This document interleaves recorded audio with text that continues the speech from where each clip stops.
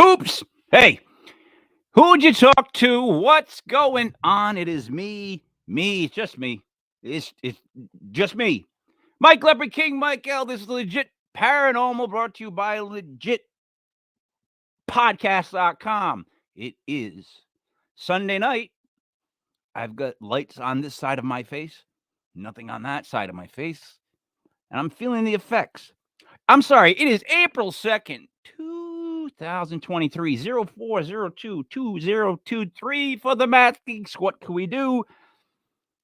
4 minus 0 is 0, minus 2 is 2 on one side, and then we'll do 2 times 0 is 0, plus 2 times 3, which is 6. So we'll do 4 plus 2 is 6, and then do multiplication on those 4. We'll get 6 on either side for the Mac Geeks. Joining me as always, Buddy Money Fair. What's up, buddy? Good evening, Mike. How you doing tonight? I'm going to have a rough night because that is also like a nickname I have for my dog. So if I say Buddy, he thinks I'm talking to him. Yeah, and all right. We're having major problems in this house with the dogs. We're having it's like Porky's Revenge at my house. It's like an 80s movie that's like on like late at night. It's not quite like porn, but it's good enough if you're like 17. It's like if you look at the black enough and you see the speckle and yeah. You can make out a boob or Yeah. Those are the good old days. You had to earn it. You had to fight for it. You had to stay up at 3:30. You set your VCR. Set a VCR. You gotta want it. You really do. It's all about commitment. Yeah. It is. It's all about commitment. That's the best thing you said so far tonight. Where are we? Which we don't have to worry about nowadays in this wonderful world of the age of technology. The math thing really baffles me, Mike. I understand it less and less every week. One thing I understand more and more every week, though, is delicious craft beer made right here in New England. I spent the entire month of March scouring Rhode Island. I went to every single of the 36 breweries in Rhode Island. I drank a lot of great beer. Why are you looking so? It was part of a big Labruski beer challenge. I had a coupon for all these breweries scouring. So I went from brewery to brewery looking for the greatest beers. I found some really good beers, but this beer, nothing like this beer here. Of the week this week. I usually get a beer from Rhode Island, something that's important to the show, something maybe if I can get something where the guest is from. Our guest this week is from Florida, but he's originally from the lovely state of Massachusetts. And he's known for his Bridgewater Triangle-esque documentaries and books and whatnot. So I took a special trip yesterday. I went north into the Commonwealth. I went right on the very edges of the Hockomock Swamp or the Hockonock. I don't know. I'm probably screwing up his pronunciation. Right on the border, there's this lovely brewery called Crew Brew Brewing. They are on 138 in Raynham, and this beer, this dark stout. When you think of chocolate and beer put together, you think of nothing better than something as delectable as sexual chocolate. So that's what I'm drinking this weekend. It's a 6.2 alcohol by volume stout. It's chocolatey. It's stouty. It's absolutely delicious. It's great. Crushable because it's a 6.2. Hey, I toast my beer to your milkshake. Here you go. Sexual chocolate. That is not beer, my friend. Now, can you beer, Mike? Can you do the intro? No, if it's mixed with chocolate, it's not beer anymore. It's a stout, Mike. It's a beer. It's a Russian beer. All right. Not Russian is our guest joining us live from Florida. He might be Italian, Mike. He's got a vowel at the end of his name. He's an author. He's a folklorist. He's a researcher. He's a documentarian. He's an investigator, if you will. He's Chris Balzano. Welcome back to the show, Chris. Oh, I just get in the head. I can't hear Chris. Hold on, Chris. You're muted. Try now. Yeah, I muted because of my dog over here. First of all, never say that I am from Florida. I am living in Florida. I am not from Florida. Yeah. And the second thing is, I totally thought you were going to pull out the puck, because there's a pudgewudgie beer. Yep. So I thought for sure when you were like building it up and you were saying about me that you were going to pull out a pudgewudgie. No, he's not that good. I was right on the edge of the swamp. Yeah, I don't know where you can get that, but every time someone drinks one, they send me a picture of it, it seems. See, buddy, now you got them all upset. I got to run out and get that pudgewudgie beer, and you didn't have it. Beer. You didn't have it. So, Chris, what this makes you how many times on the show? This twice? Yeah, I think. Well, I was on the recap show too. So yes, I think this is 3 shows. Yeah, it's like a 3-timer. All right. What's been new? Let's start right there. What's been new? I don't know the exact last time I came. What's new to you? Nothing's new to me. Like, I'm same old. I do what I do. I'm an educator here in Florida, so that's scarier than anything that the paranormal could throw at me. Oh hell yeah! It's funny because since my new book came out, I've been doing a lot of true crime podcasts too. Because if I don't know if you guys have ever read Dark Woods, which is about Fall River Freetown State Forest. I've heard of it. But, you don't read, Chris. No, I didn't think so. I'll tell you what. I'll record it on audiobook and send it to you. But I just wrote a book about a similar place to it here in Florida. And I couldn't even touch upon all of the creepy crime and stuff like that. So I've been running around doing a lot of true crime podcasts, talking about some of the crazy cult activity and serial killers that are involved in the place. And so, that's my life: ghosts, creepy things, and teenagers. Which sounds really weird, but you know what I'm saying. The creepiest one was the teenagers. Believe me, I know. I have 2 19-year-olds. And I mean, as in my kids are 19. I don't just have 2 19-year-olds upstairs for no reason. No, I'm with you. They're my kids. They're my kids. Anyways, but see, here's what I've noticed is that people have started to move 2 ways, right? This show has been going on. I feel like I've been with Buddy now for about 20 years. I think it's been 2, but it feels like 20, 25 years. I'm telling you what it feels like. Ugh. I know what that's like. It's like, it's just I wake up every morning and there he is. You know what I mean? It's Yeah. tough, but we're working through it, right, buddy? Right, buddy? So I notice people go 2 ways. If they have some sort of like gift or a thing where they want to go, they go more spiritual. It eventually ends up spiritual. The historians, the people that are that type of investigators, they lean towards true crime because it just blends into everything that they're interested in, right? Yeah. And I've seen those lines. Like, would you stop? In the paranormal world, there's 2 fine lines, and it's literally like you see people start in the middle, and they can kind of fade toward the more spiritual, like communicate through tarot cards or through their heads and stuff like that. Whereas some people become more, I'm going to do history. I'm going to crimes. Look at all these murders that happened here. Like, God, look at what happened in all in this one place. You know what I'm trying to say? It's like a maggot. People kind of branch out both ways. And then probably somewhere in the middle there, you have the people who are so obsessed with the pseudoscience aspect of it that they don't want to know anything of what happened before, right? So they don't care about the context of a haunted location or something like that, and they don't want to touch the spiritual because you can't measure it, and it doesn't make a meter go off.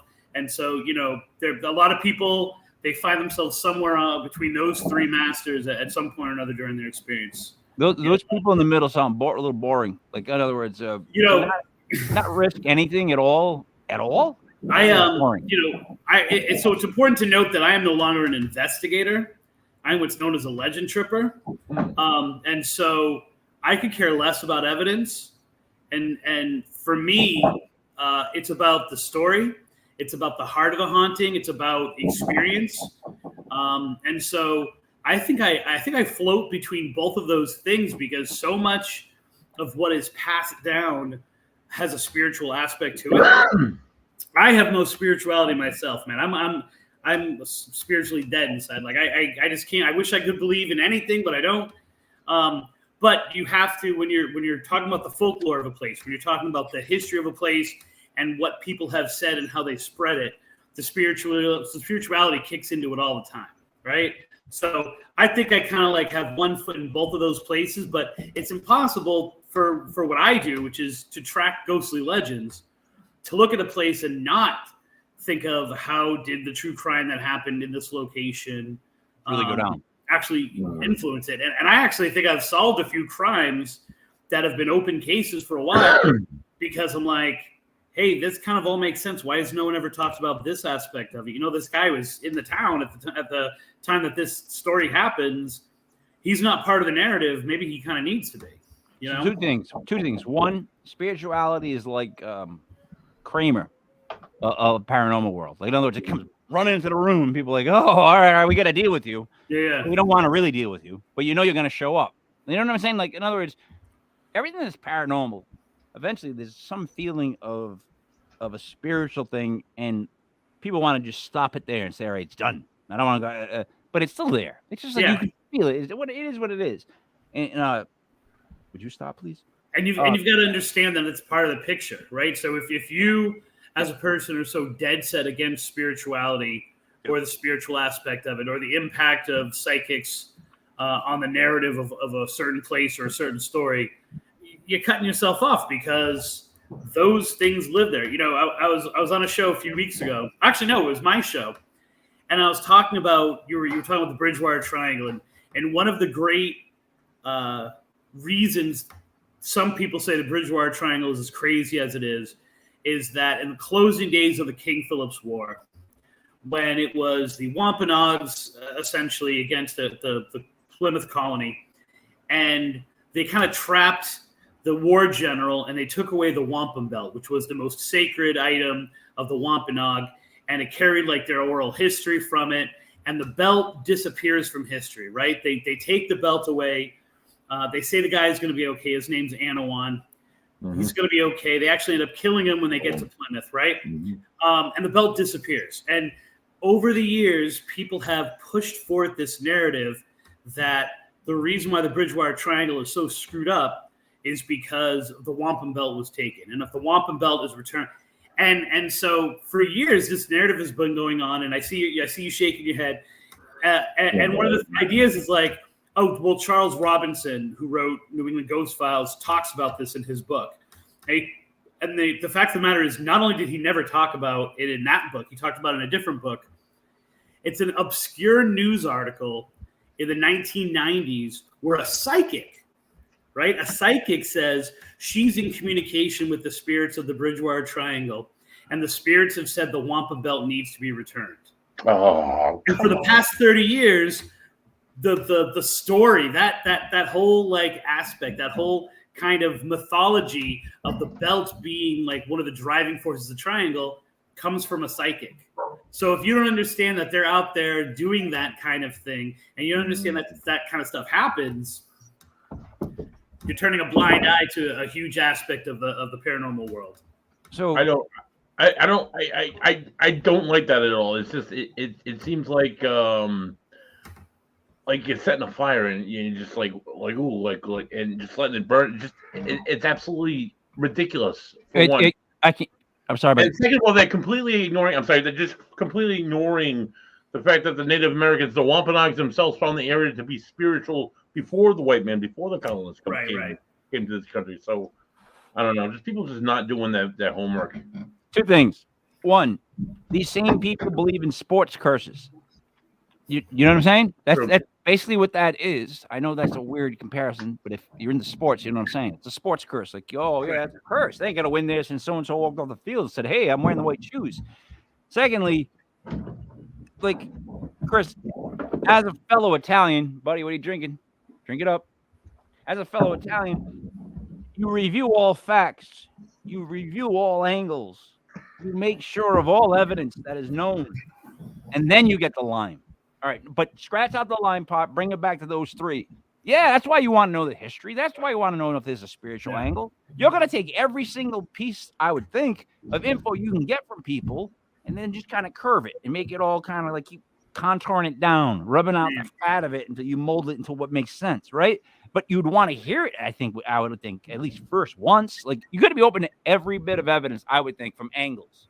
I mean, not like ridiculousness, but I'm saying like if it comes from like a spiritual world, or facts, or this angle, the news, you take them all in, review them all. I think as a reformed investigator, I like to say, I know that back in the day, and I've literally written 2 books on paranormal investigating, like how-to books on that. I know that a lot of people, a lot of investigators follow the same kind of idea of the psychic, as in, I don't want to know anything going in, at least the first time, because I don't want the evidence I get to be tainted by any preconceived notion, right? So if I know the history of a location, and let's say I'm doing EVP work, then my ear is going to hear things that are going to be related to what I know about the history of it, right? Like I know if I'm in the Lizzie Borden house, I'm going to hear the word Lizzie when it could be interpreted as something else, right? The best investigators I know do it both ways, right? Like maybe they'll go in the first time with that kind of blind eye, but then you got to do your research and maybe then you go back to it, you know? All right. That's because, as you're saying that, I'm thinking you're right, but it's funny how you all are barking dogs. You're right. But I think sometimes the ones that are really good, like when there are mediums that you trust and they're really good, they kind of have that artsy type, let me go just feel it out first, pull it all in, and then hit me with it, and I'll do the information, and then I'll go back in. I don't mind that. Like, to me, that's like, sometimes an artist is an artist. Like, if you've been in a band, you deal with people like that, like, you allow them their space because they're going to create something really good. So they got a different method. I mean, would I like to know what's going on before I go in? Of course. I mean, any place I go to a restaurant, Chris, you know this. You sit in the back corner, you make sure your back's to the wall so you can see the whole room. It's just what you do. But, like, in other words, there are some that just want to go in there and feel it and then come back out, find out about it, and then put it all together. And now, I don't mind that, right? That makes sense. At least. Now, I've worked with psychics as an investigator. I've never really taken a psychic on a legend trip. I've been on legend trips with empaths more than psychics. As an investigator, as a friend, like friends with psychics, dated a whole bunch of psychics, right? Like, my issue is this with some of them, and that's both the really good ones and the ones that are not good, is that once you say something, right? Like if I say to you, let's say, I've got an investigator hat on. I say I go in and here's what I got. Here are the readings that I got, right? Mm-hmm. And you could say, well, that was the temperature. Were you getting the ambient temperature, or were you measuring the refrigerator across the room because your laser was going that? Like I can kind of say, all right, well that picture, let's face it. Once a psychic says something, you can't say no without it being an attack on the person, and that's really hard for me to work on with, because I can't say and I've had this happen to me before. I had an incident where someone was saying, oh, no, I've communicated with that person. They've moved on to the other side. And I'm like, that's not true. The person still has everything going on, right? Like, but I can't say, no, you're wrong, because I'm not saying, no, maybe your evidence was tainted because of this, or maybe your methodology was this. I'm basically saying, no, you're an idiot, and I don't like you. See, all right. which you can't do, right? So why start it? Why open the door? All right, listen. So you're 100% right. Now, we've had to deal with, I don't want to say we had to, but we've dealt with all kinds of people and mediums and psychics and people that are this level. They say this, say that, for a long time now. Met all kinds of people, right? Some I believe in, some I don't. All right. The ones I believe in are the ones that will tell me stuff that I can say, no, that's not true. And we can talk about it. Yeah. And that's fine.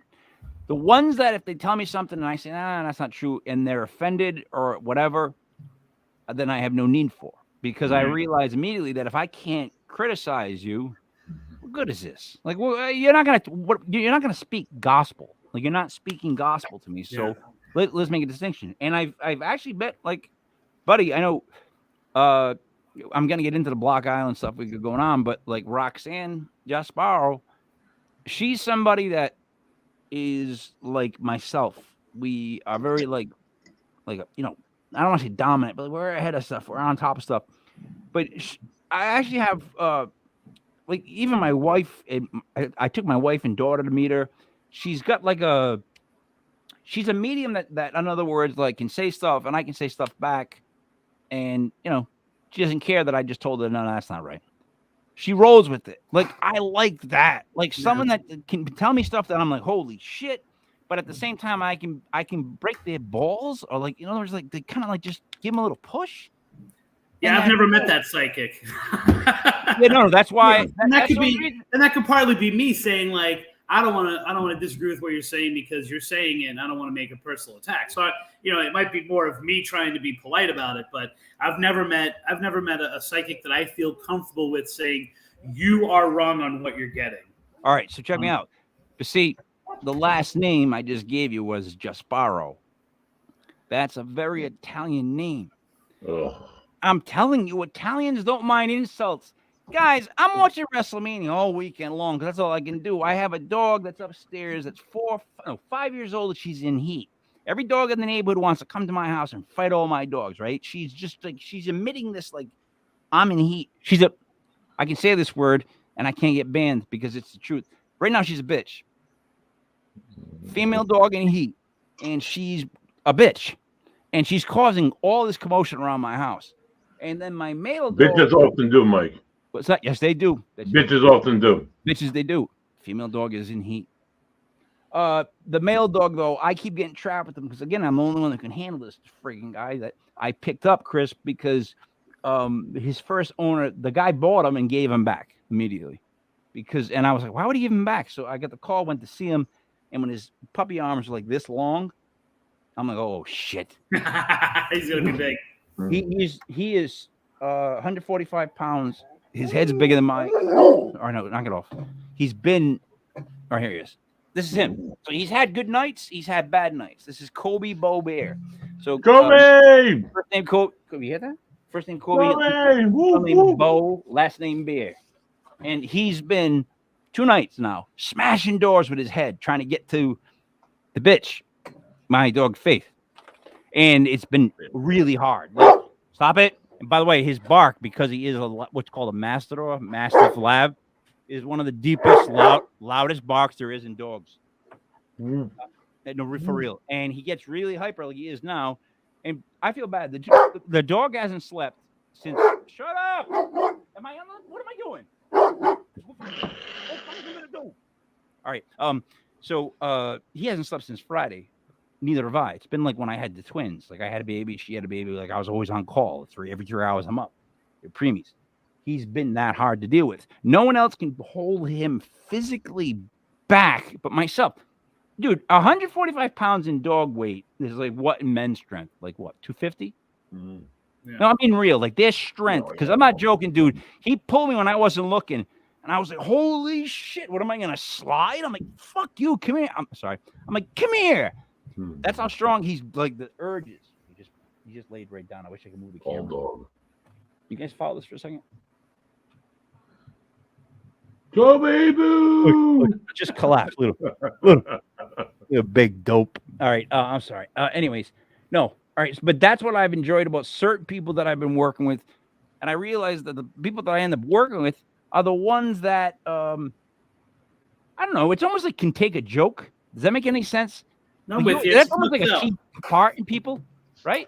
It's a tough sell finding a good match for your personality, who's also a good match for you in the field, who's also a good match for you intellectually, the way you think about things, compliment you. It's tough. Like it's when I was writing Picture Yourself Ghost Hunting, which I absolutely hate the name, but there you go. And it was I've met people now who go, wait, you wrote that book? Like my group has used that group. I decided at that point, and I had been in it for almost 20 years at that point, I would never join a group. I would never be part of a group. I would never be, only because I don't get along with others very well. But B, there was no need for it, right? Like, why would I want to do that when I can pick and choose people that I want to use? Back in my investigation days, I could pick from the pick of the litter. I some of the best people in Massachusetts and New England. I could call upon them to help, and I decided like the dynamics of a group as a permanent group that worked together works for some people. It was not my thing, and I actually think it's overall somewhat counterproductive to people's goals. Okay, check this though. First one, buddy, Take the shirt you're gonna send Chris and just throw it away. Okay. He's not gonna want it. The legit paranormal We'll shirt the one we made, throw it away. Or just give it to somebody else. Give it to another Italian that wouldn't mind wearing Balzano on the back. Yeah, buddy, walk out your door and you'll find an Italian. I'll find an Italian. Just give them to him. Secondly, Chris, here's my point though about groups. There's two types of groups. There's groups that all want to argue over who does this best or who knows this or who like they all, if I can picture it as ants, they almost funnel in, right? Whereas legit paranormal, legit podcast, the whole idea of a group is more going through the funnel and going out. In other words, it's safety in numbers of the sense of just having someone's back and or just being there to defend someone. And that's as far as I go with stuff. That's why I like groups. I don't ever say to buddy, book this person, or no, you don't. I don't ever tell him anything about paranormal. That's his. I don't ever lean on. It's him, not me. And like other people, like I don't tell them stuff. But when it comes to podcast type stuff, he knows I can be a dick. Like that's my stuff, though. And it is. So I got to control. No, but if I don't control it, it's not what. Like I play my role. We have roles, and if someone can accept roles, then that's someone you want to work with. People that can accept roles, like, because it's like, all right, I don't. And the thing is, I don't care if my role is here, or here. I just want to know my role, and then that's my role. Do your job, right? That's it. But see, again, that's more of a Northeast attitude.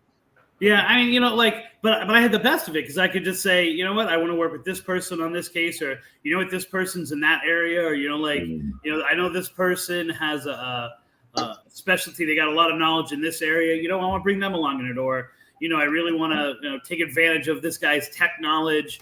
I'm going to bring him in on this one, and by doing that, what I found is that I was like the auxiliary guy when other groups would go out. So other groups would go out and they'd say, "Hey, Chris, can you come along with us?" And I guess it's the lone wolf aspect of what I do that I kind of have always gravitated towards with this. Chris, it's also though. Let me put it this way: like Vince McMahon wouldn't let certain wrestlers wrestle in Japan and go all over the places, whereas like certain promoters would, and that's how I feel like how a group should be. Like in other words, if so and so wants to go do this, that's fine. That should not, like, in other words, you shouldn't be possessive of people in a group or people you're working with. If so-and-so wants to go work with so-and-so and it's not going to affect what they do, like, with me, by all means, what do I care? None of my business. But that's really hard for people to act like or be like or find other people like.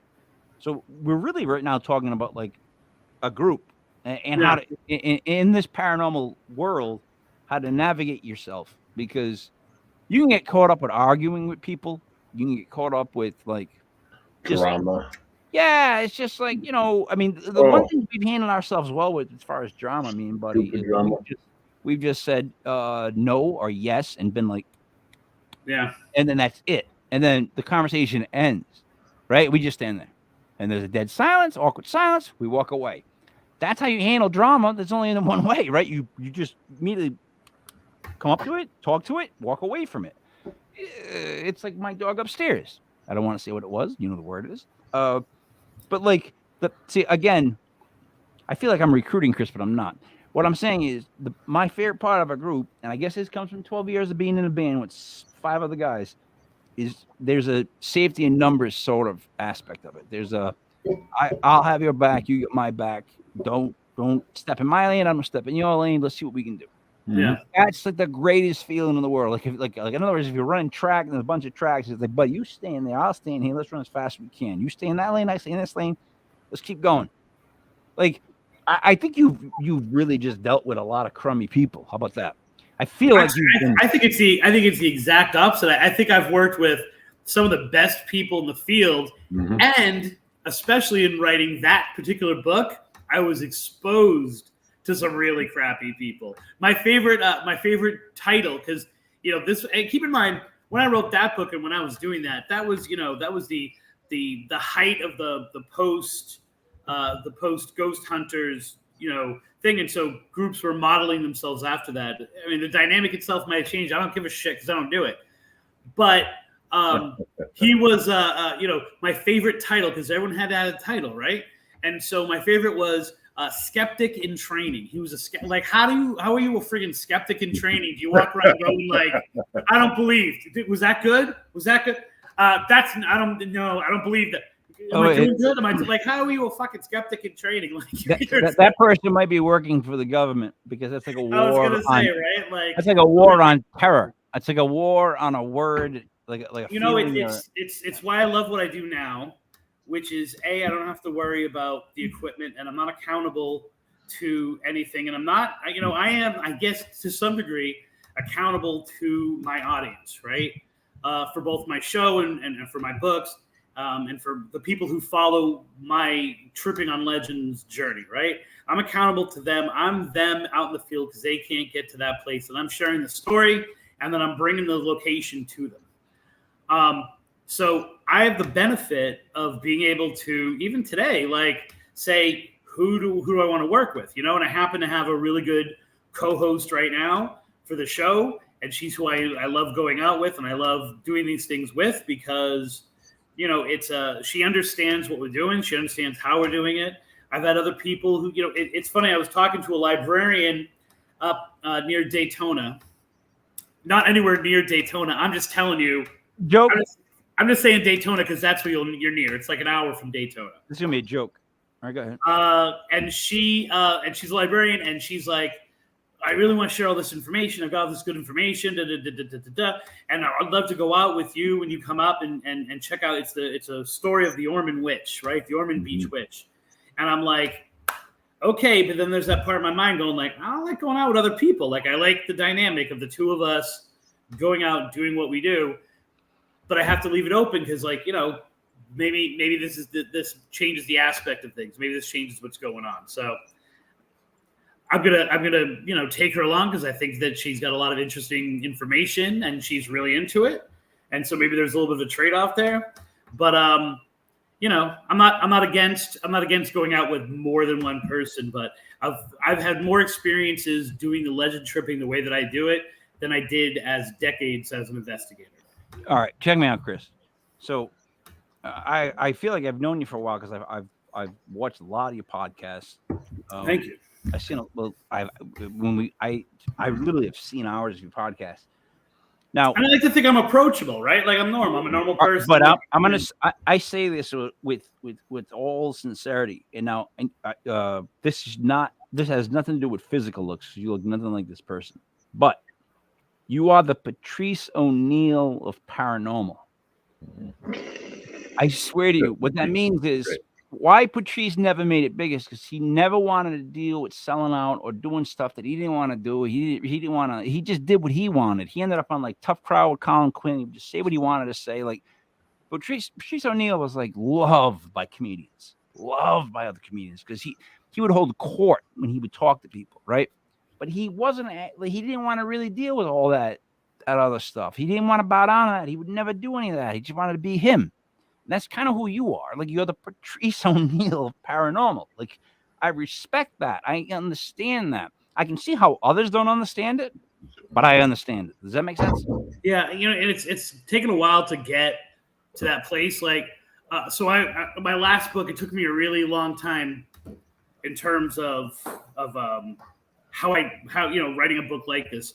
But I was writing a book for the Haunted America series, right? It's called Haunted Ocala National Forest.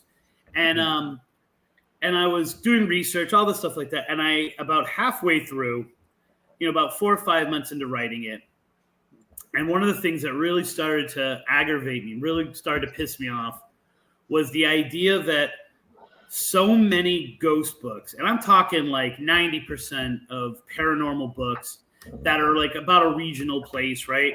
They all read the same, right? They're all the same. They're all presented the same. Now, this is a Haunted America book, which means it's 141 pages. It's 35,000 to 36,000. I mean, there's nothing. You can hold my books next to each other, and like from all angles, they look exactly alike for that series because that's what they want, right? That's their business model. And it started to aggravate the hell out of me because I'm like, I used to call it JAG. I don't want to write just another ghost book, right? Like I was tired of that kind of thing. And after that experience, which took me longer than it should have taken to write that book, I said, I'm never doing it again. I don't care about the show. I specifically say, my show is not like yours. It's not an interview format. It takes the, more of like a storytelling aspect of it, almost all of which are scripted, right? I'm like, I refuse to ever use a script, right? I got my book, like this is my research. This is literally what I do. This is my stuff. And I go through and I've got all the notes that I'm going to say, the things that I'm going to say, and it's all historical research. I don't take notes on what I'm going to say or how I'm going to say it. It goes in my head. I'm never going to write another book like that. I'm never going to, and actually I was able to sneak my method and what I wanted to do into that book. So I kind of like it rather than being like a straightforward geography. Like most books like that are, here's this place, here's how the haunting. Here's this place, here's the haunting. Instead, mine's got the feeling of just like what we're doing right now, right? Like three guys hanging out being like, oh, you know what? That reminds me of this ghost story. And well, you know what and it's got this kind of spontaneous feel to it of people hanging around sharing stories about the same area, right? The book I'm working on now is one ghost story, but I got to tell you 17 other stories to get it. I mean, that's your typical Italian Thanksgiving, right? Like, or any Easter's coming up, right? I got one story to tell you. It's going to take me 400 pages to tell it because I got to tell you this first, and I got to tell you this, and it's all friggin' interesting. I'm not gonna. So at this point, I'm almost 50 years old. I'm a teacher. I make a good living. My kids are teenagers. I'm like, I am not going to sacrifice any part of what I'm looking for or how I want to do something for a little snippet of fame or to have a little bit of an upper hand something, right? Like I don't talk to TV production crews anymore at all. I get approached at least once a month by someone wanting to do a Bridgewater Triangle documentary, and I say, good luck to you. I don't want to be involved. And so, maybe I none of us are getting rich anyway, so I would rather walk out of this with myself than with a little bit of an upper hand, I guess. That's my way to answer that question, which I'm not even sure was a question on your part. Wait, here's what's funny, though, is you bring a good point. Like, I think I said this day one when I started getting involved with any of this, and I just said no one's getting paid. So anybody that's arguing over like getting paid, like, I don't want to deal with because you're not gonna really get paid. You're never really gonna get paid. Just wipe that from the board. But more importantly, like, wait a minute, did I just say more importantly, buddy? And you burped off camera. You did. Is that what happened? Yeah, there you go. There you go. I'll wait till he comes back. Boot him. What I'm saying is, like, that's where a lot of people are that have been in paranormal for a while. Like we've hit like a point where people are trying to like desensitize everybody from UFOs to whatever. So it's getting kind of weird. So people that have been in paranormal for a while, they're feeling like I don't want to compare them to like you're in a Bruins jersey. I'll compare them to Patriot fans, right? They were so used to having like parties for the playoffs. Like, oh, remember next year coming over my house for a party for the playoffs because it was like a friggin' tea. And as a Giants fan or Dolphins fan, like Buddy is, who live in the area, that was hard for us to swallow. We just didn't like that whole because it went. Here's the point. It went to. No offense, it went to pink hats. It went to pink Patriot hats. Yeah. And once that started to happen, and you started having people come to games that didn't want to watch football but were just there for the party, that's where it gets weird. That's what happened to paranormal for a while. You got people who were just getting there because, hey, I'm going to be famous in paranormal. Right. Here's the messed up thing, dude, right? So, and I never really go into this, but so I came from a world of being in a band. And before I got that phone call. Wait, what did you play? I was a vocalist. Okay. Yeah. Buddy can attest. Before I trust you. No, I'm just saying. But before I got, we were about to sign a small deal, and I got the phone call where it was we're having twins. Oh, it's actually we were having triplets, and then ended up having twins. But either way, the minute that happened, I remember that night because I was in Worcester, and I remember going, I'm all done with the band, and the 5 other guys just being really, really, really upset. Like, you know what I mean? Because I started it. I wrote most of the stuff. It was me. And I'm like, I gotta go. But because you gotta go. When you have twins, you're not gonna like priorities, my man. You know what I mean? But anyways, I come from a world where I played with people and with bands that are these people are famous. Like if you want to talk famous, like meeting Run DMC and not being able to talk, that's famous.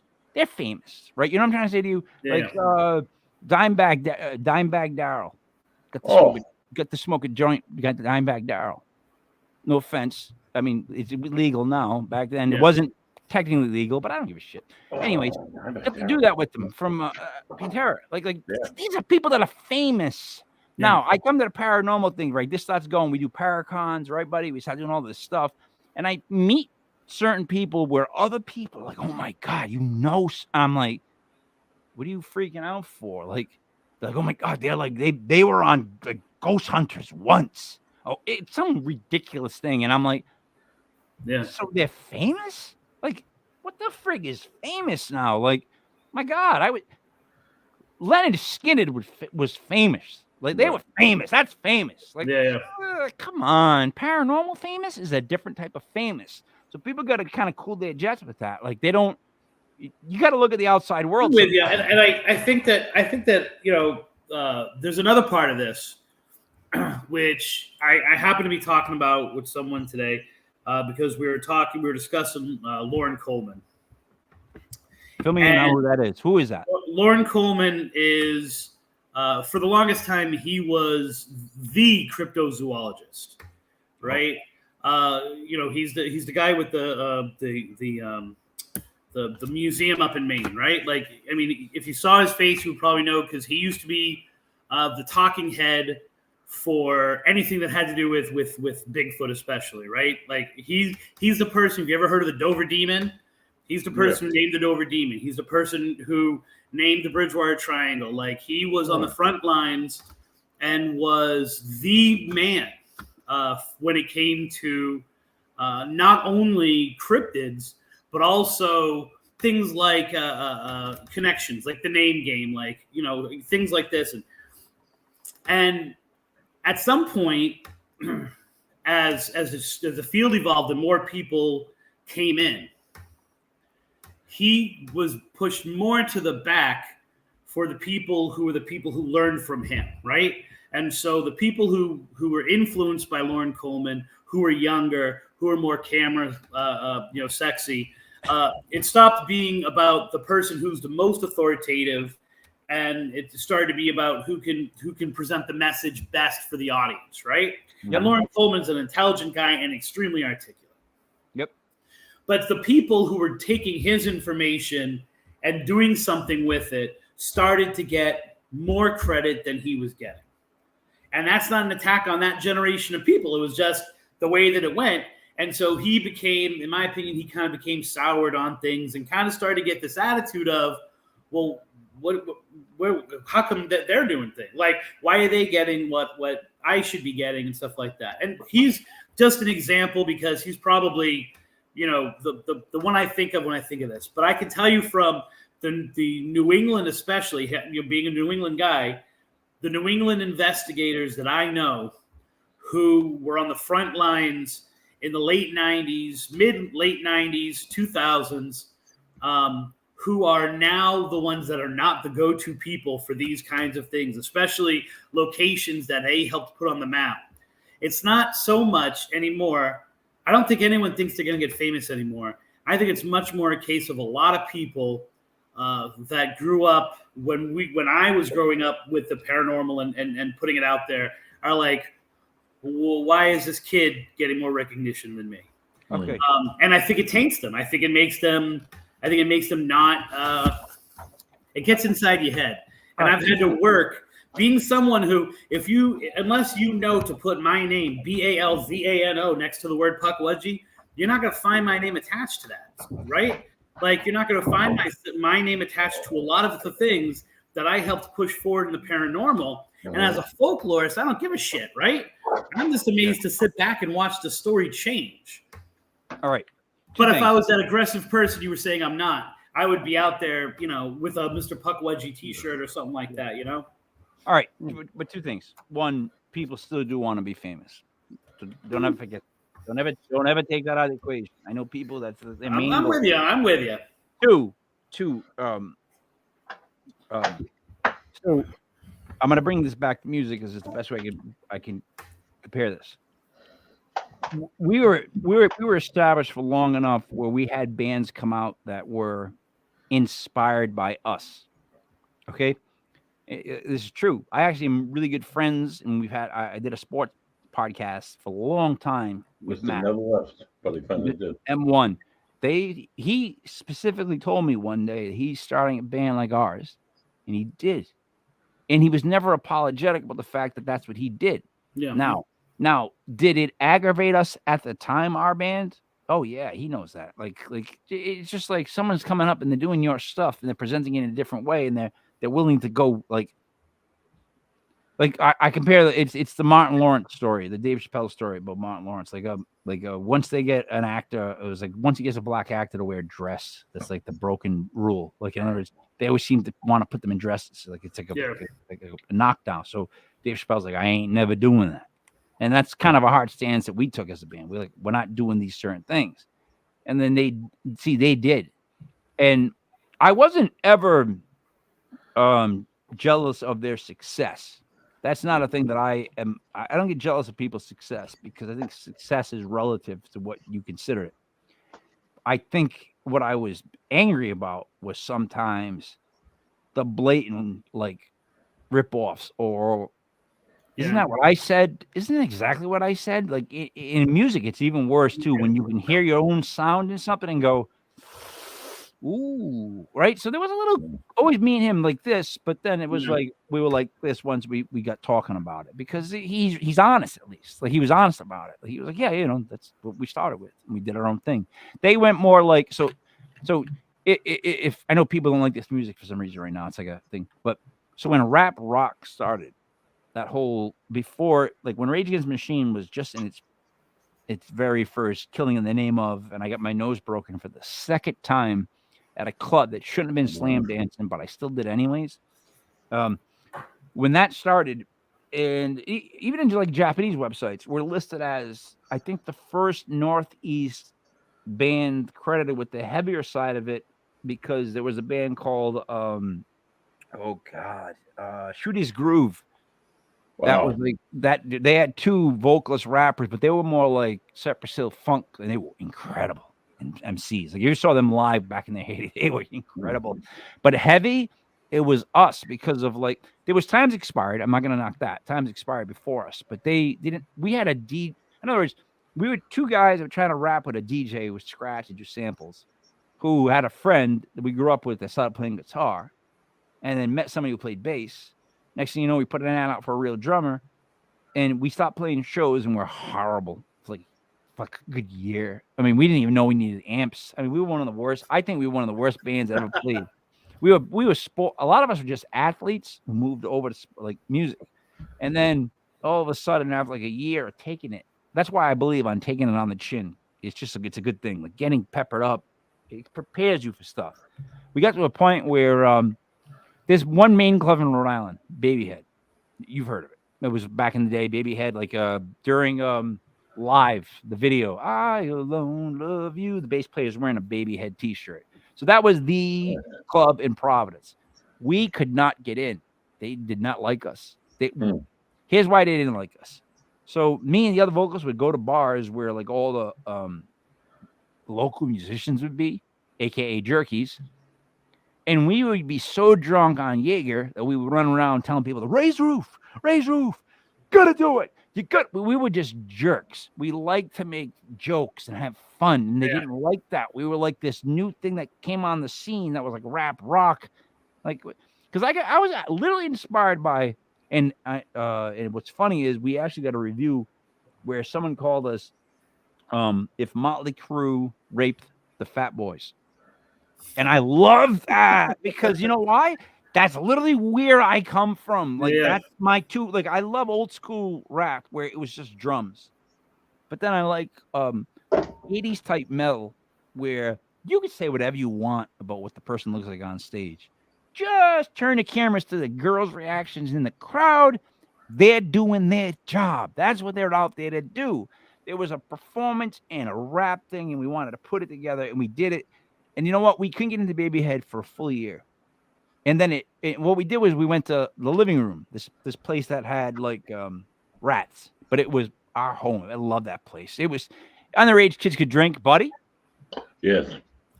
Buddy was underage. He was drinking at that bar. But that was our place. And then Babyhead closes, Chris. And here's what happens, right? Babyhead closes. Everybody goes, what are we going to do this weekend? Well, let's go to the living room. Well, who's playing? Us. They all ended up having to come watch us. And then the bands that had to leave Babyhead had to come work with us. So we never flexed that. We never like pushed that. We just accepted it. And that's kind of in the position that you're in. Like, in other words, like if I got to give you advice, it's you're you and everybody else. Let them all work with you if you need them, and don't stress over other people, because you know what, the like, in other words, someone's always going to come forward and then like repackage what you did and spin it. Yeah. It's like pro wrestling, dude. Like I said, it's the majority of like one of my favorite times was when I was in Boston, and I was on a ghost tour in Boston, and the tour guide, we're going by Charles Gate Hotel, the old Charles Gate Hotel, and which was my dorm when I was in Emerson, and the tour guide is telling the tour my personal stories, not knowing that I'm on the tour, right? Like he's telling my stories that I've published about Charles Gate back to me and screwing them up. And it was at that point that I kind of had to come to terms with the idea that, you know, when you are a writer, when you're a storyteller and you put your stuff out there, it's no longer yours, right? Like it's someone else's. Like Joss Whedon said it really well. He said, like, you have to let all that stuff go, because once it leaves you, it becomes that it lives in their world. And I dig that. Like as a folklorist, I dig the idea that I craft a story. You know, there are 3 or 4 legends that I've tracked here in Florida that have switched and moved and are now repeated and stuff like that, based on either mistakes that I've made in my research, or you know, there's a really good, it's this one location, it's a cemetery. There's a woman who walks around, she has no face, right? The fish have eaten her face. She was supposed to be dumped in a body of water nearby. And in that episode, I kept talking about, like, I'm obsessed with redheads. I kept talking about, like, wow. And they're like, no, it's not a redhead. There's nothing about it that says redhead. I'm like, the redhead, right? And then, I see you, buddy. And then, as I was doing research, I found that there was a serial killer active in that area. A redheaded girl was dumped. And I started being like, wouldn't it be interesting if it was her? Now, buddy can tell you, man, if you're a redhead, that's your defining characteristic. If this ghost was ever a redhead, it would have been because it was always flowing hair. It was never flowing red hair, right? They never specified the hair, but if it was red, it would have been mentioned red, right? Now that ghost has flowing red hair because of my obsession with redheads, my throwing out there that, well, here's a possible suspect for who it is who has red hair. That, to me, is my legacy. So I got no problem with that, because I at least can sit back and say, I know that that's been touched by me and it's been pushed off to other people now and they're doing it. And there you go. All right. 2 things on that. One, I like how you always got 2 things. Nice job. Publishing, well, sometimes 3, but they call me Mikey. You've only done 2, so I'm waiting for the 3. So you can call me Mikey 2 times. 1. Mikey 2 times. Mikey 2 times. Books nowadays, publishing companies should realize that now books should be re-released every year. You know why? Because that's how it is. People want to hear what's coming out right now, and they're reading it. A lot of people don't go back. So I think publishing companies should re-release books yearly. Old books you have should be re-released. That's the only way to keep it current, or to show that we're still here. Like written in like 1940, but it's still being published. In other words, like, that's consistent. And then second thing, you're gonna make me forget now what I was talking about. I don't have a second thing. God damn it! Now get to the third thing. Wait, what were you just ending with? Because that's what my second. I ended with redheads. Oh, there it was. That was what it was. So the second thing was, what the hell? Why would you have an obsession? No offense, buddy, with gingers? I don't know. I mean, the heart wants what the heart wants. Yeah, it's tough to say. It's funny because when I got a divorce, my best friend, who's a female, who's still up in Mass and I was in Florida, the very first thing she said to me, she's like, "Well, you're gonna get a redhead now, right?" Like, I am notoriously known for being loopy for the ginger. Really? Don't know where it comes from. Don't know what it is. So, I have learned to stay away from gingers. And it was funny. I took my kids to see this like molten lava steel thing at the Providence Steel, whatever they do for Halloween, whatever it is. And the sparks that fly, and there was this guy working there, and he's part of the thing, and he's coming by me, redhead kid, and I'm going, "Get out of here, you ginger," because he's in character. I'm going, "Get out of here, you ginger. I don't want to get cursed. Get out of here, you ginger." My kid's like as if I was saying the worst words you could say in the world, as if I was like being the most racist, like awful person in the world. And I'm like, I can't make fun of someone's hair color now. Ginger's become, at least the word ginger has become like that. I love that word. I love that word. Well, here's the thing. Okay, so there's the folklore part of it, and then there's the reality. The reality. First of all, I just think redheads are beautiful. I don't know what it is. And I can't explain that. However, now if I take the more academic side of things, I think that there is a lot of baggage that comes with different hair colors, right? It's the kind of thing where we all know it. From where the paranormal places, there's no woman in purple, right? Like there's women in white, there's women in black, there's no women in red, really, right? So those, if they pop up, they're outliers, right? And so in terms of how folklore evolves to different things, the black is mystery, right? The white is some kind of purity. The redhead is the wild card, right? It's the one that can't be tamed. Black is the mystery. Black, I don't think red is mystery, right? Black is. Yeah, what I meant more of is I guess I meant more of like a touch of darkness to it. Yeah, I don't mean mystery. Yeah, so I think that when you follow those things for males and females, right? Although the hair color is usually much more tied to female ghosts, much more related and much more spoken about.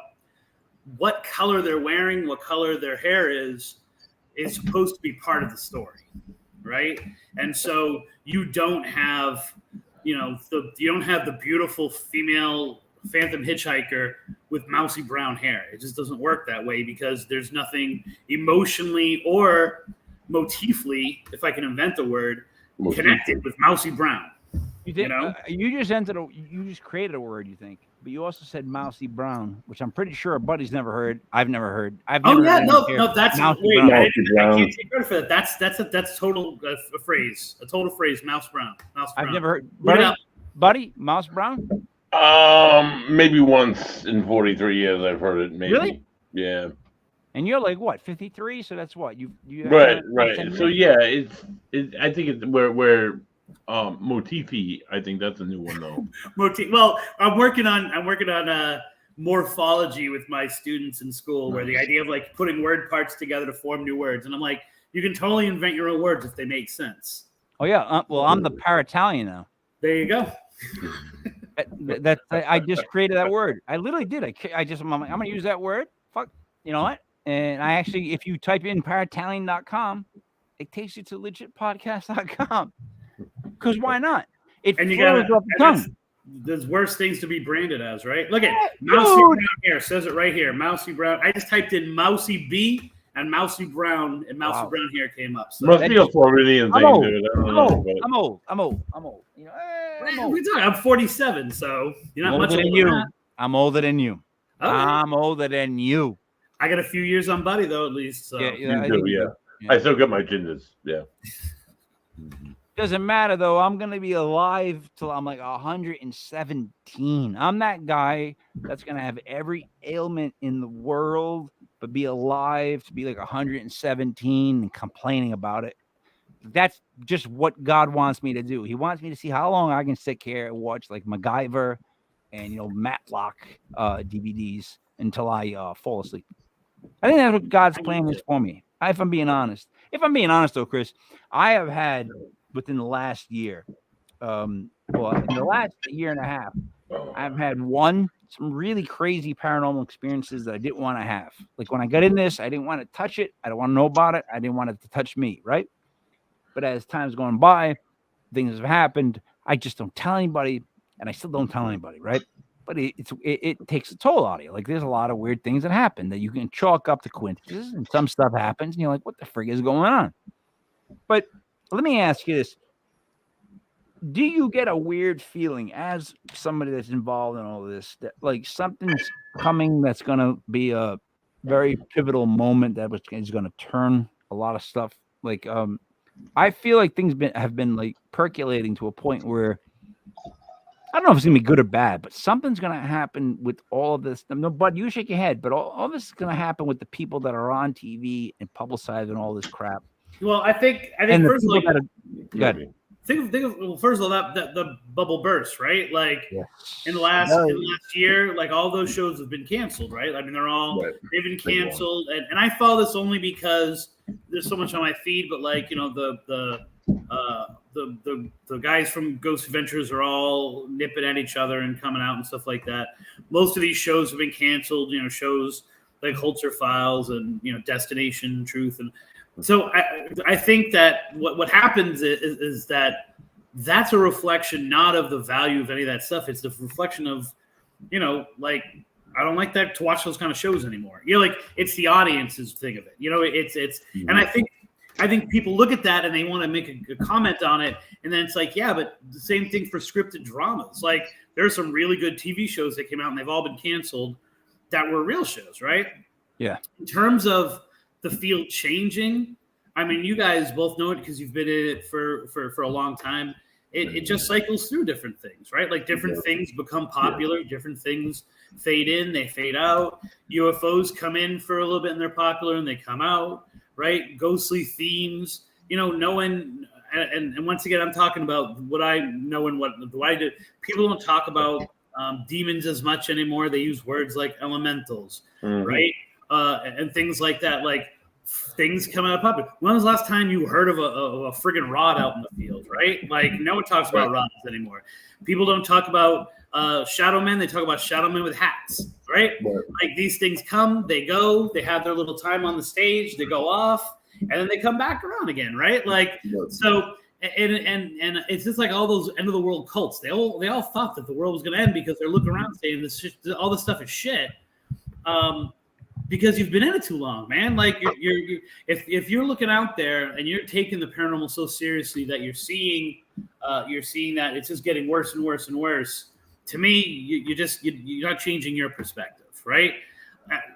I don't think there's going to be a dramatic shift. Now, here's what I will tell you in terms of who's building the narrative, who's building the stories out there. We're dead. The three of us, man, we're dead. Like however much we don't want to accept it or whatever. I'm glad that I am where I am because I get all of the best TikTok legends and digital legends and that kind of thing before anyone else does because I teach teenagers. I got a teenage daughter who's obsessed with that kind of stuff. On our show, we actually probably every year, like third or fourth show is a digital legends show. That's what's driving the field now. People aren't watching in search of, right? They're not reading Hans Holzer. Right, they're getting these snippets of it through TikTok, right? Or they're getting reels now, right? Like not even full YouTube videos, but reels that show stuff, and they're not looking at evidence, right? They're not looking at how. And I look because I'm on TikTok, right? I look at if a person puts forward a TikTok video and it's about evidence, it's a whole bunch of people in a room and the ghost box going on. And you look and it's got like 17 views and 2 likes. And then you look at person who's just like, have you heard the story of this cemetery? Right. And it's got, 7,000 followers. Or if someone's out there and they start talking about, something and I'm relating it to what people that are listening might know. If you're out there talking about things like Slender Man or the Momo Challenge, like, those things are where these kids live. My daughter just had a new one right now. It's kind of like the next generation of Five Nights at Freddy's. That all her friends are like on it now, and they're wondering, is this a real thing and not a real thing? Like that's where the paranormal is now going. And that's what the classic stories and even true hauntings are going to be painted by, is the way that we're presenting and passing on that information now. So you're not going to have these classic things. Even if you take The Conjuring, right? If you look at the way The Conjuring's been presented in the last 5 years, it's been presented differently every single year until it kind of is what it is now, which is a meme. Bless you, buddy. I have never seen any of the Conjuring movies or spinoffs, but it's become like its own universe, multiverse. And once that happens, people relate it to not real. All right, three things. Yes. One, followers mean nothing. You can buy followers, so I don't put a lot of weight in that anymore. Like in other words, I'm with you, but it's the idea. The idea I'm trying to get across is not necessarily the value of followers, but you've got to watch what people are watching. When you do what I do, you have to watch what people are watching to know why they believe what they believe. So it's important to track those things. Secondly, my daughter goes to Bryant University, right? And she had friends watch our show. I mean, these are like their attention spans must have been like. I'm with you. Right? They all watched for about 5 to 10 minutes because they enjoyed the conversation and found it funny. The whole goal I always have behind all these shows is that we're going to talk about serious stuff, but we're going to have a sense of humor because when I started, and you can ask the ginger to my that way, I said, I'll do all this and I won't be disrespectful of paranormal stuff at the time. But if we're not funny and we're not having fun, no one's watching us. So my whole angle is let's present this, but let's have fun with it, right? Yeah. So that brings me to Block Island. So in June we have Tim Weisberg and Michelle Freed.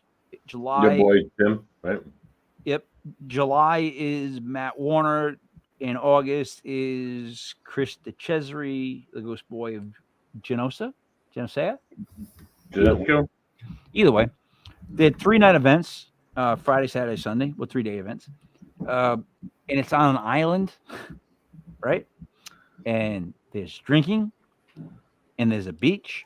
And that island is haunted and has such a history of like violence and like war and just, right, buddy? It's soaked, that island, is how I describe it.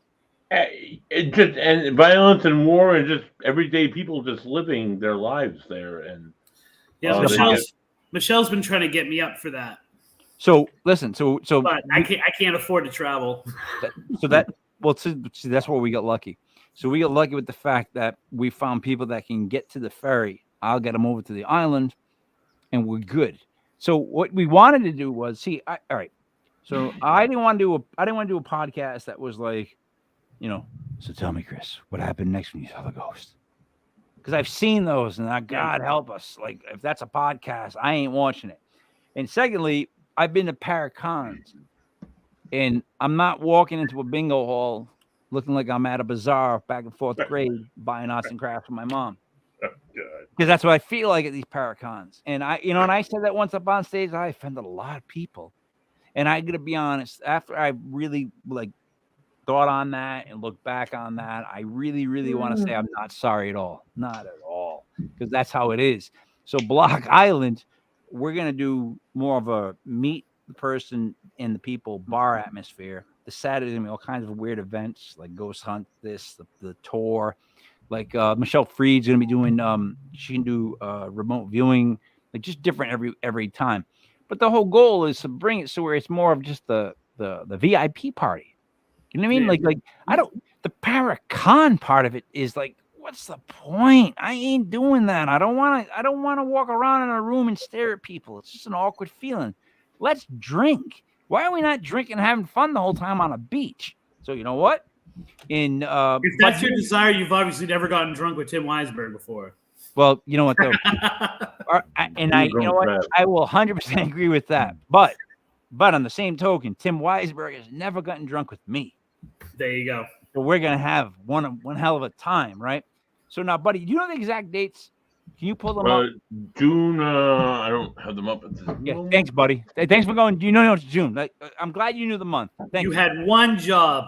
One job. I gave you one job. You know my favorite is De Niro talking to Stallone and Copland. Yeah. I gave you a chance. You blew it. And you blew it. What he says that is, I say that, Chris, on a daily basis to people. Yeah.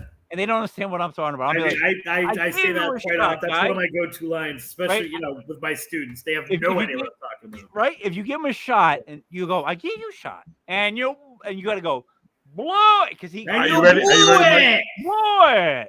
I now have it. All right, good, buddy. June 23rd, 24th, and 25th, we have Timmy Weisberg of Spooky South Coast and many other things.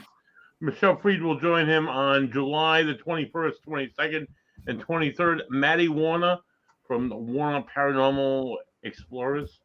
And on August 25th, 26th, Society, 26th and 27th, Chris DeCesare, the ghost boy of Genesco and other things, apparently, will be joining us in August. Yeah, we've got we're gonna try to extend it because dude, Chris, here's the thing about Block Island, right? So Block Island Ghost Tours. Rick Lyzik runs it. He does a Thursday night show with us, and they've got like just such a great like connection to that island. That island is weird, dude. It's like almost like what's the M. Night Shyamalan movie where you don't go into the woods because there's like these creatures. Village. Friggin' Cape Cod is like the village, right? In the winter, at least, right, buddy? Am I a little correct on that? A little bit. You're a little bit accurate. There's some weird people there, man. So, but whatever. So, but it's got so much going on to it, right? And they do such a good job of the tour to not promote things there at a beach makes no sense to me, right? That's why I got into it. I was like, oh, we got to do this, right? And secondly, they stop their season in August usually. Yeah. This island has enough going on where it should go to Halloween because people go to Salem every year in New England, every Halloween.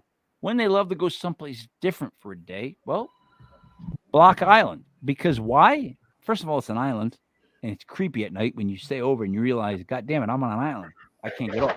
That freaked me out. The second time I was there, freaked me out. But secondly, it has enough, dude. It really, like when I say that to you, I mean that, like they have stories like there's the cross-dressing killer, that's what they call them, that live here. They have this over there. This goes down there. Like even the locals, they don't want to promote it because they don't want that kind of stuff coming in. Right. But if you ask any of them, they're like, "Oh yeah, that happened there. That happened there. There was a thing." Yeah, they really should. They really should be doing that as a September, as an late August or September kind of thing. Like, there's got to be a travel advisory if you're going to that because it's going to be crazy trying to get there. Right. So in steps me. I am making sure that people know, and we're going to be advertising it, and they're selling it on blockislandghoststores.com. The events for the 3 months. But my theory is to take what we have and roll it and extend the season because it's a spot worthy enough of having that September, October, Halloweenish. Plus, there's a Christmas theme on that island, buddy, right? Did something happen around Christmas that was like a big deal on Block Island? Well, the Palatine Light, I don't think that was around Christmas time, but that was a very enlightening opportunity on Block Island. But with the Palatine Light, you could extend it, Chris. No, that was, I'm pretty sure that was around Christmas. Was it around Christmas? Okay. Yeah. So you could extend their season if you do it correctly to what, December? Like, I'm being serious. Like, you're talking about, like, it's packed in the summer months, and then people just leave because businesses leave. But if there's a ghost thing going on in August, September, October, November, those lights in December, that brings people to the island. That makes businesses stay open. That starts what's called a financial revolution for these local businesses. And that's what. Have you ever seen The King of Tulsa? No, I haven't. All right. First of all, great. Yeah, that's a Stallone thing. Oh, he's a mobster that did his time, did say anything, kept his mouth shut, right? Gets out 20 whatever years later, he's old, and they just push him to Tulsa, Oklahoma because that they don't want to deal with him anymore. So what's he do in Tulsa? Open shop. Just starts going to people and being like, this is how this is going to go. He brings them all in, whether they want to or not, right? Next thing you know, he's got like a mob of his own of all these weird people that you would never believe were in a mob. Doesn't matter. He builds his own family. He sets shop. He just expands. He brings everybody in.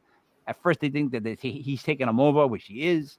But they eventually realize they make more money being in his thing.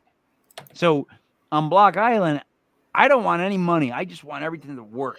I am steering that. I'm going to host all that stuff because it makes so much sense to me that they should be doing so much more business that I'm willing to do all this because I'm friends with all those people. Like Rick Lysick, it's weird. So when I met Rick, I have known Dave Lysick the whole time I was in a band. Like when I started a band, one of the vocalists that I made sure that me and the other kid Dave went to go watch Dave Lysick for how good he was. So I've known him for over 12 years, right? He went to my wedding. There's a whole history with him. Come to find out, Rick Lysick, his brother, owns what's it called? What's the name of his bar? Club Soda. Club Soda. And they have Block Island Ghost stores, and there's Roxanne, which is Bewitched of Situate, and then what is it on the island? Bewitched Around the Block? Yeah, Bewitched on the Block. So they have they're the paranormal people on that island. So it's just like, dude, I was like, wow, really? Like you walk onto an island in the winter and you look around and you think, this is a beach. I know what beach is like in the summer. Like I'm from New England. I'm from around. I know what this is. And I go, then to myself, and they don't do like you keep. I'm like, it was like almost like I felt literally like I was walking into like Wyoming. Like there was just open grass, and I'm looking around, going, "What the frick is going on here? Why is there nothing going on?" More than people, yep. Right. So it's like we have got to. This has got to be big, and they see what's good about those people is they're willing to listen to outside people say, you should do this, try this, do that. And they say, well, yeah, this, but okay on this. And those are the people I appreciate. Like, I really can only work with people that say yes to half of my shit and no half of the other. Does that make any sense? To Buddy, to Chris? Yep. Makes sense to me. Right, Buddy? Like, I basically say half of your shit is crazy. I was like, no, Mike, that's not going to work. The other half is like, yes, let's do this. Well, some of the shit, though, you don't believe in until you see it happen. Let's be honest about that. That's true. That's another. And then the other half is like, wow, this guy's fucking nuts. Buddy, look at that. Right, your award, Mike, for the 8-minute. That was a good time. We made a movie, and it was like a festival. We set out to make. I set out to make a movie, and what I did was I planned out who I knew best for each role. Right, who's gonna help me write, who's gonna help me film, whatever, act, bang, bang, bang. I had it all planned in my head, and I was doing it such a clip. This guy was like, "What are you doing?" Like, I remember looking at his face. I'm filming stuff. He's like, "What are you doing?" Like, I knew what I had to get done, right? And we used the armory which is incredible. You're lathering up. We did the whole thing, bang, bang, bang, bang, bang, and they had to begrudgingly give us an award because it ended up actually so much better than we thought.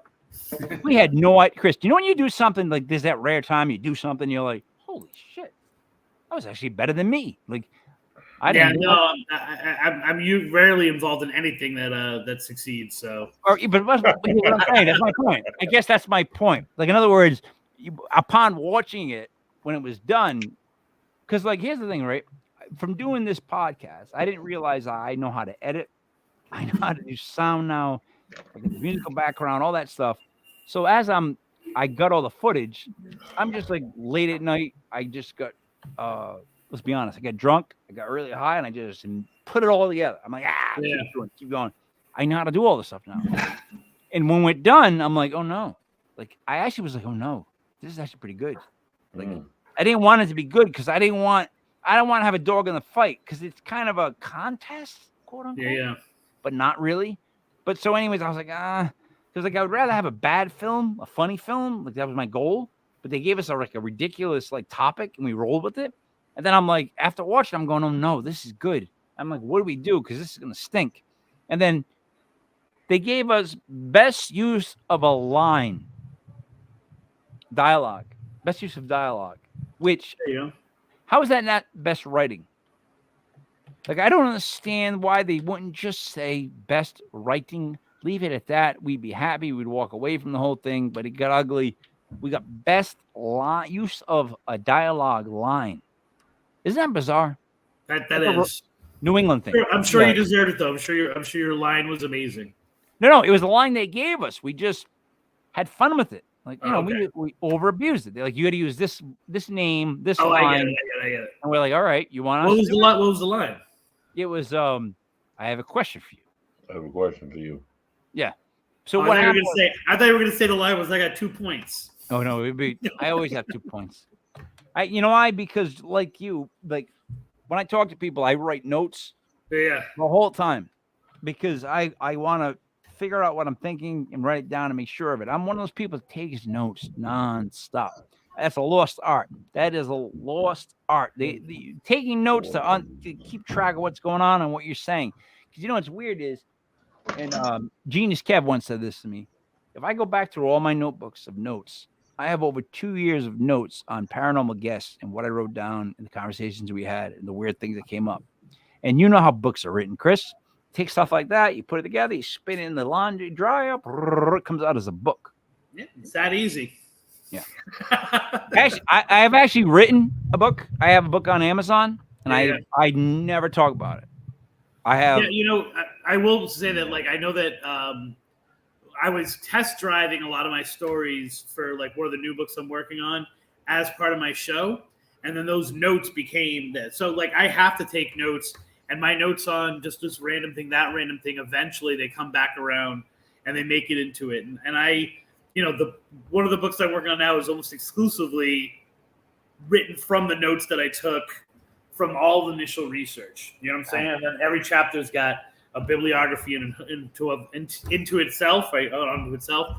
But my doing that is like my first filter of the information I'm getting, like how I'm organizing the information from 5 different sources through my brain. That's that first stage of the notes that I take. And you know what? I have to write them in magic marker. Like I have to write magic marker if it's something that I want to like remember. So I have to write it in like sharp, make it big, because it's weird. If it's in pen, that's more formal to me. That's more like personal work. Like, but if it's idea, like I want it in marker, so I can see it, right? And as dumb as it sounds, I use different colors for different times. I use different colors and different highlights for things that I would bring it back in. It's funny because I always on my show I'm trying to be like I want my co-host to be as surprised as the audience when a certain point comes up, but I have the notebook there. And I'm always like, don't look at the notebook. And she says, Chris, I wouldn't be able to translate whatever that says into what you don't want me to know. So don't worry about it. Just put it right there. Like I can't and I've got nice handwriting, but it's like the way that I take the notes is so specific to my brain. Oh, wow. You have nice handwriting? I have the worst, right? Secondly, dude, I teach freshmen in high school. Kids don't know how to. Yeah, but kids don't know how to write. They don't even know how to write words anymore. They don't know what words are. Eva is EVA. So, but like I write this stuff to keep myself on track. However, one thing I don't do ever is I don't ever really try to prepare myself for a show. Like even the clip show we've been doing on Thursday nights, Buddy will get someone come in, show their clips, EVPs, whatever. I don't want to see them. I want to react to them. Yeah. But then again, I come from like it's more of like a stage show, comic type show. Like I want to go live. I want to be on the wire. I don't want to edit stuff. I want to see what happens. Like I have my most fun when I just have conversations. Like our best shows are because we just get on conversations. People want to hear that. I have a friend who's doing an amazing show. She has a true crime podcast, and she has a variant of it that's about this one specific famous case in Tallahassee. And she's been doing it. And I say, honey, you got to go live every Tuesday or Wednesday, right? The show's released on Friday. You make it so that people have to listen to the show because they want to be able to know what's going on this, on the live show. And she's so scared to do the live show because of that spontaneity and of that. I'm like, hun, I will literally host it for you. I will host it for you and sit you down with it. And I'll take all the improv-y, like on the fly kind of stuff. And you just field the questions that people have and stuff like that. I'll put it this way, Mike. If you have that skill, you don't realize how much of a skill it is. If you don't have it, it's frightening for people to go and just rely on the skin of their teeth. I tell you what, you know how I realized that I had it and I didn't want to acknowledge it was when I got like 4 or 5 people locally that were like, "Oh, I have a podcast idea." And I'm like, "Yeah? Well, what is it?" "Well, you're gonna host it." And I'm like, "I am?" Yeah. Because like they don't understand like how hard it is to host something. Buddy knows now. Like I feel like I put Buddy through like his initiation phase. Like he's producing a show, he's figuring out how to like publicize shows, he's running shows. Because I've always said, Buddy will be like the head of whatever paranormal this is going. Because I don't want. It's not my thing. I'm a podcast guy. I like sports. I like doing podcasts. I like talking to people. The reason I like the paranormal is because it's made me feel better spiritually about like lost ones, and it's the conversations I have with people that I find genuine. Like, oh, they're very, very interesting because it's paranormal. You know what I mean? So I don't get caught up in all the other stuff. I don't care for it. I don't need it, which is kind of good for me because I've already been through that phase of life where I was like, oh, I'm in a band. I want to be on stage. Look at me. I don't give a shit about that right now. So it's good for me.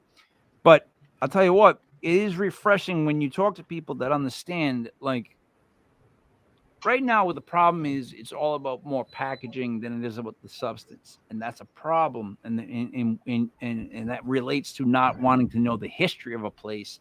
Like, you got to know what it's made of before you eat it. You know what I mean? I want to know the ingredients. Can you tell me what it's made of first before you give me this energy bar? What is in said energy bar? And nowadays it's more of just, I'll eat it. What's the next bar? Yeah. Buddy? Yeah.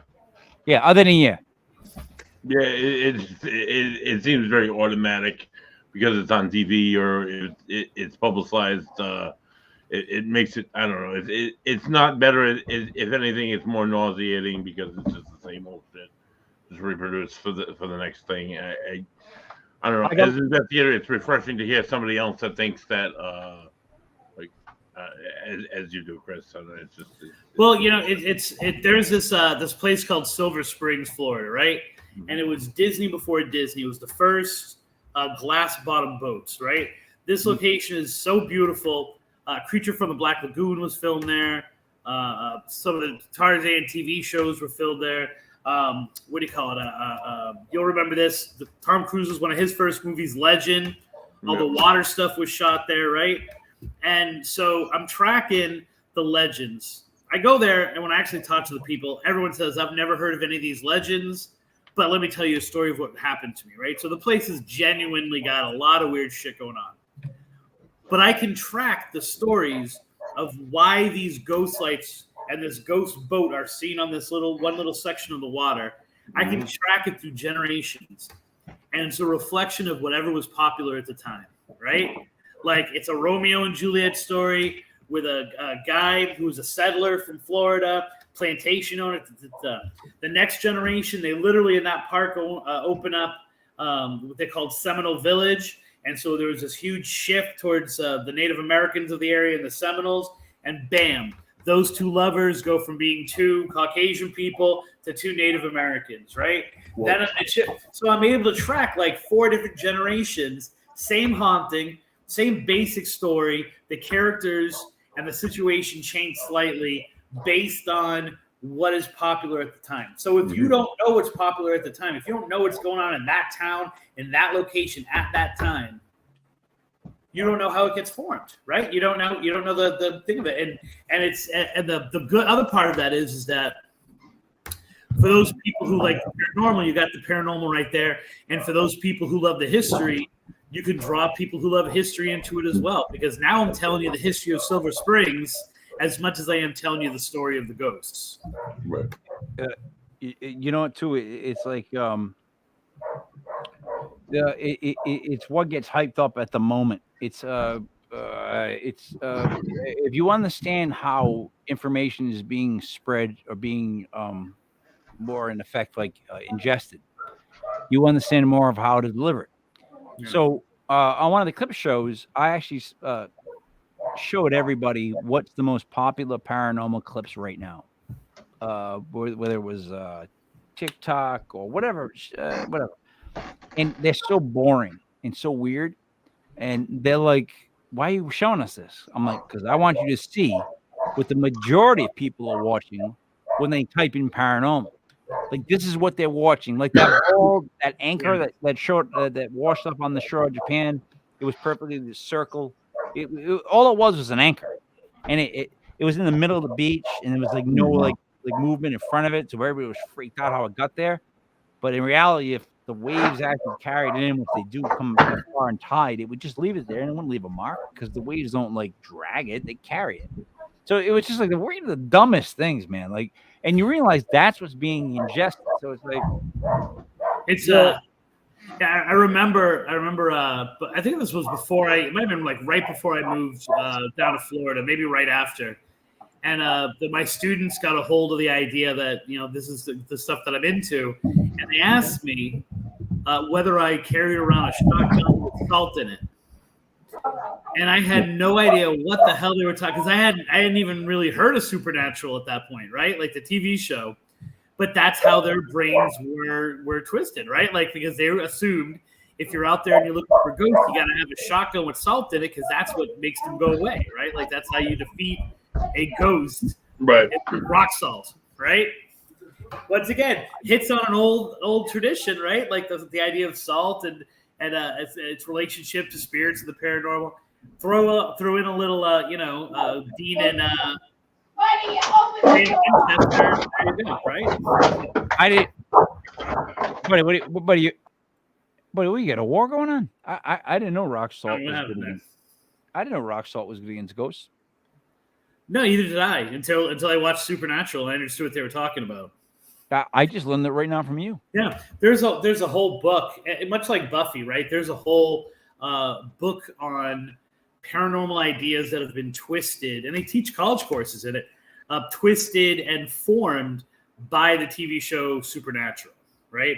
And the influence that that's had on the way that people view ghosts, the way they view paranormal topics, the way they see no difference between an angel and a demon fighting and a ghost in your house, right? And so you have to understand that this is the way that the majority of people, whether it's my realm, which is people spreading stories, or whether it's an investigator's realm in terms of people experiencing something in their house and having a filter with which they're then presenting it to you two, that's kind of like you need to know kind of what the trends are, like you were saying.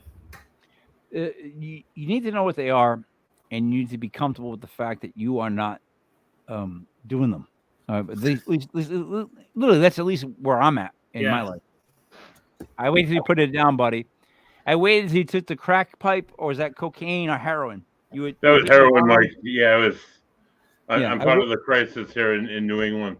I waited till you put that down, and then I brought you back up. So thank you, Mike. That's nice of you. Don't do this like on the video. That's bad. Like they can see horrible. The whole. That's awful, Mike. That's terrible to say. Well, hey, listen.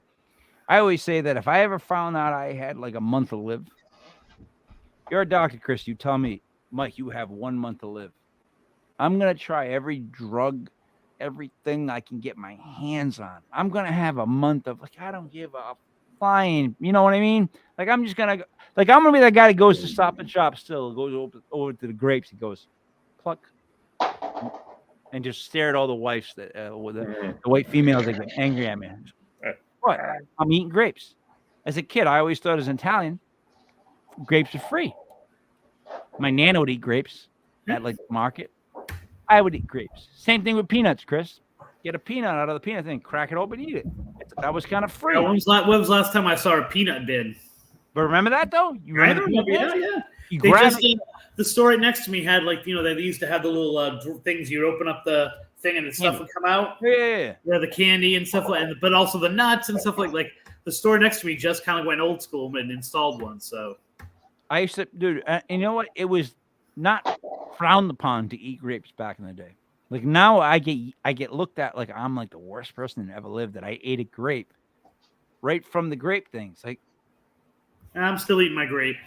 Yeah, it's a grape. Like I walked into your store. I at least deserve a grape. Like, come on. I'm in Stop and Shop for Christ's sakes. Your prices are like jacked up to the max. I should eat a whole bunch of grapes. And buddy, that is the correct term for grapes. I think it's hilarious that like your idea of going off the rails when you know you're dying is eating grapes. Oh, it was. You know what I'm saying? Like I would be like Robin Banks or it wasn't really that. Yeah. What I was saying was, what I meant was that I would do all the drugs. I would take the heroin, the cocaine. I would try everything once. The all kinds of like trips. That I use grapes and peanuts, Chris. Oh, okay. So grapes are the gateway drug, is what you're saying. I got it. Right. I'm using grapes and peanuts in place of saying, "Hey, kids, and then taking heroin. I'm going to use hardcore drugs right before I die." Because why not? If I got 1 month to live, dude, I'm the type of person that I would love to go out in a blaze of glory. But wait, rewind that. Blaze of glory. Blaze of glory. Oh, that's actually, you know what? Makes more sense for my life. Boring, glazing it. No, but blaze of glory. Like I want to go out fighting Bigfoot. I want to go out jumping off a ship. Now, I don't want to go off dying slowly in a hospital bed from cancer. Seen it done. Don't want to do that. Don't want that to be me. You give me 1 month to live, I am a dangerous person. You tell me my expiration date, that's a bad thing. I don't ever want to know it. I had some medium on here one time, buddy, you weren't on the show. He told me when I was going to die. And I'm going to go back. 74, I think. 74.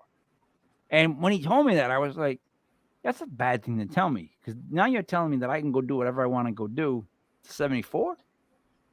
Like, I got 4 years ahead of me that I can party my ass off, you're saying. Right? Because I'm 70 now. 4 years, I'll be 74. I'm going to really rock this shit out.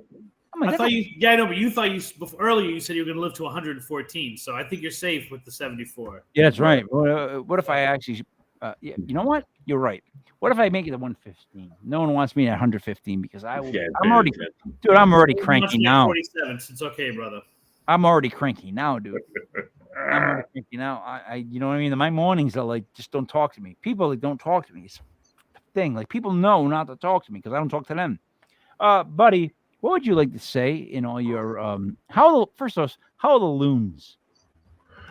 The loons are just starting to pour into Smithfield, Rhode Island, as it'll be mating season in the oncoming month or so. And every now and again I hear one. I haven't heard one all day though. I haven't been home all day, so maybe next week I'll have a loon up on the lawn here and not next week because we're not here next week because it's Easter Sunday. So the last 2 years, Mike, we've had a demonologist. I purposely scheduled a demonologist, whether it be Carl Johnson or Keith Johnson or James Anito or someone to talk about the devil and demons on Easter Sunday. The last 2 years. And the last 2 years I have had vicious diarrhea. So we're not going to do a show this Sunday. We're going to take it as the Lord's Day. And we're going to come back on the 16th? A week Mike Matsky, 16th? The 17th? I don't know. We're going to come back the following Sunday. We're going to be joined by Sin Schrader Hill. Sin is an author, like our author that joined us this evening, but she's an author of different circumstances. She's from Fayetteville, Tennessee, home of the Fayetteville Hospital, and she's investigated that numerous times, has written a few books on it, and she has a lot of good stuff to talk about hauntings at the old Fayetteville Hospital in Fayetteville, Tennessee. Buddy. The week after Easter. Buddy. Nobody wants the image of Buddy's Easter diarrhea. Nobody. No, as a matter of fact, when you said fiery diarrhea, I think Chris and myself both had that urge to go down from our throats. Yeah, I don't think I'm ever going to enjoy Easter again, man. I'm done. Right. I'm done. Think about Buddy on the toilet. Like, yeah, I'm going to picture you. The Lord is punishing me because I had a demonologist on like both years. So this year we're not going to do a demonologist. And I'm picturing you having a term that I coined is asplosion. Asplosion. And you just sit down and go, plow. And that's, Buddy, what I'm picturing you having explosions on Easter. Mike. Shickwid. Yeah, it's called the lickety shits. Don't get me there, but I'll go. It's called lickety shits. So this is the book that I wrote. And then this is the third CD that was published like actually released like in different countries. What's weird is this CD was fought over for the name of it. It was a third CD. They wanted to call it 3. And I'm like, that's boring as shit. It should be called Trifecta. When you go to the track, you put in a trifecta, you hit on all 3. So it ended up being called Trifecta, but it's just got that floating 3 on it. Chris, what do you have to wrap up? I got nothing. Listen to the show. I'm saying, like basically Facebook is where you're gonna find everything about me. Like I got a website where you can get like not only the things about the show, but you can also get like a daily or sometimes 2 or 3 times a day good ghost stories or ghosts that are in the news, kind of left over from my old Ghost Village news days. So it's worth stopping by. I always say, like, if you enjoyed the conversation, you're gonna find me somewhere. So I'm horrible at being like, well, come visit me at www. I'm tripping on legends. Listen to the show, go to the friggin' website or whatever, So that's why we've nailed it down to just legitpodcast.com. It's like if you want to see anything, just go to that friggin' site. We'll be good. My original website was www.geocities.com/Chris and Jenna 441 / Massachusetts Ghosts and Legends. Yeah, I would never type that in. Yeah, that's a lot. Yeah, we are actually Rhode Island Podcast.com, RIPodcast.com. There's a couple of names that domains that we own. We keep. Yeah. And people want to type those in, they can come to legitpodcast.com because that's where everything's centered. But for the record, I entered a fantasy WrestleMania contest like you do fantasy football, booking wise. Yeah. And I was behind coming into tonight, but I made up for it just now. The last event we won, Ronda Rousey and what's her name? The other girl, whatever it is. They won the tag titles, and now we're gonna have the Intercontinental titleship. I find wrestling very much like paranormal. Let me explain why. Oh boy, Tim, you have to make sure you talk about this with Tim Weisberg when you see him. I will. Here's why. I feel like the characters are better on the mic, get more run sometimes than the guys who can actually wrestle. There is your paranormal comparison. The guys that are better on the mic, right, get ahead sometimes when they shouldn't. Now, when you can combine both, you definitely get ahead. However, there's always a backlash, right? Every time you do something, you're going to get a backlash. If you, however, stay true to the asshole who you really are and never waver from it and be like, this is what I do, this is what I don't do, this is how it's going to be, this is how it's not going to be. They're going to love you, hate you, love you, hate you, love you, hate you, to eventually, or hopefully you get that woo status, where it's just like, now they know you did this. Love him or hate him, he still did this, and he never changed what he did. Yeah. To me, that's the most important thing in this whole paranormal field, with all the bullshit that comes out. If you can just stay honest to what you say, it's gonna pan out. It's gonna be like shaking out, like it's again the Italian strain with the pasta, getting all the water out. You gotta get all that shit out, Chris. Eventually, it will get all shaken out. Yeah, scudo macaroon. Yeah, you'll be left with the pot. Monogots. So I have nothing else to end with. I have just the Block Island Ghost Tours, which I keep saying that because, Chris, I could not say Block Island Ghost Tours for 2 months. It was Ghost Island Block Tours.